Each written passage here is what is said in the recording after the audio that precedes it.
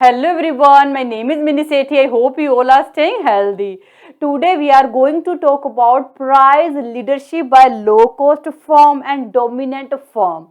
Firstly, we are going to talk about price leadership by low cost firm. In low cost price leadership, an oligopolistic firm which have lower cost as compared to other firms will set a lower price.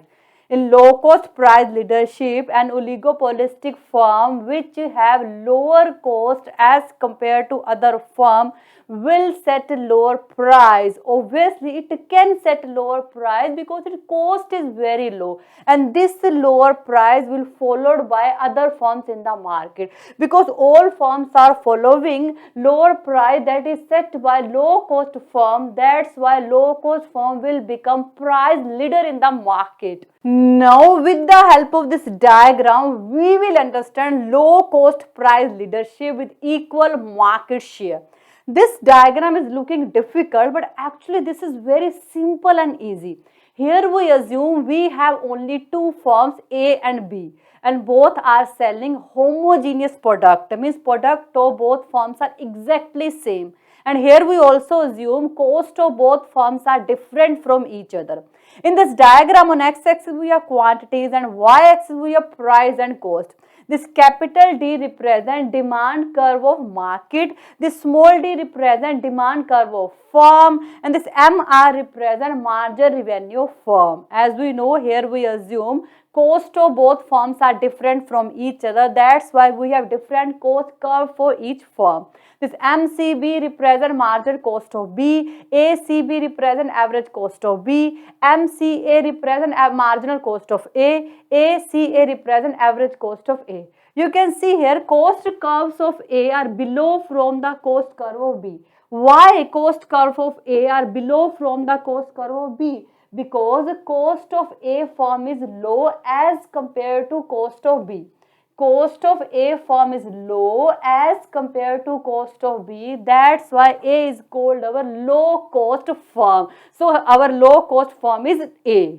If both firms are independently performing without doing any kind of agreement, then B will charge OPB price and will sell OQB output. On the other hand, A will charge OPA price and will sell OQA output. You can clearly see here B is charging higher price than A and selling less output than A. Why B is charging higher price and selling less output? Because cost of B is high as compared to cost of A. As we know, A is our low cost firm. If B is continuous charging higher price for same product, as a result all customer of B will shift to A and B will not able to survive in the market. That's why they do agreement. They will equally share market and B will charge price that is set by our low cost firm A. After agreement, both firm A and B will charge OPA price. As we know, OPA price is set by our low cost firm A and total quantity which they sell is OQ. As we know, both firm will equally share market. That's why we will divide OQ into two equal parts, and OQA is half of OQ. OQA is half of OQ, or we can say that OQ is equal to 2QA. So each firm will sell OQA quantity and will charge OPA price. At this OPA price, A will earn maximum profit because cost of A is low as compared to cost of B. But B firm is not getting maximum profit at OPA price, but at least B firm is able to survive in the market. Now we are going to talk about price leadership by dominant firm. In this market, have a one larger dominant firm which is called leader firm, because market share of this firm is very high as compared to other firm, and there are number of small firms, and this dominant firm set price for entire industry, or we can say that this dominant firm set price for all small firms in market. As we know, in this market have a number of small firms and one larger dominant firm which is called our leader firm. Now with the help of this diagram, we will see at different prices how much part of total market demand is fulfilled by our small firms and how much part of total market demand is fulfilled by our dominant firm. So here we have two diagrams. First diagram represent market demand curve and second diagram represent demand curve of our dominant firm. So in first diagram, this DD is total market demand and SS is total market supply. In second diagram, this DL is demand curve of our leader firm. When price is very high, when price is OP, at this higher price, all market demand will fulfill by our small firms.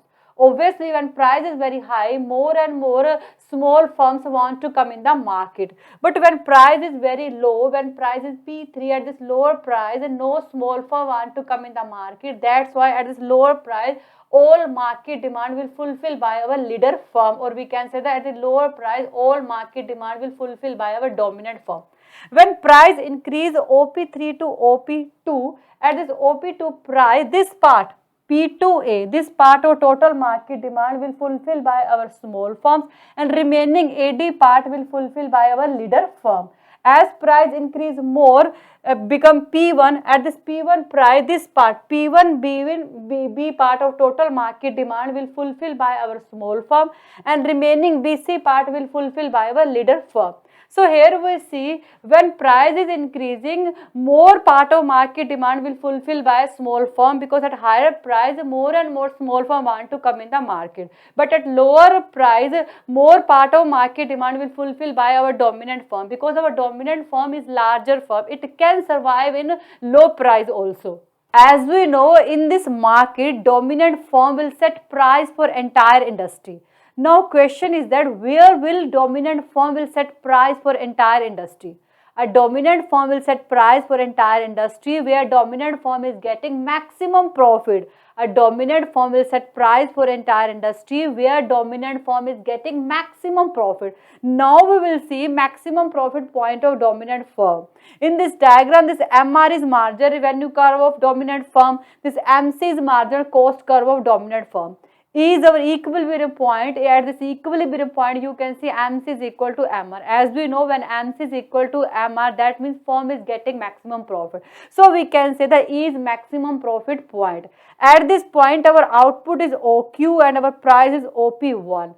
So we can say the profit maximization price is OP1. So dominant firm will set OP1 price because at this price, dominant firm is getting maximum profit. You can see at OP1 price, this part of total market demand is fulfilled by small firm and remaining BC part is fulfilled by leader firm. So this is all about price leadership by low cost firm and dominant firm. I think you got it, and thank you so much for watching this video. Bye, take care.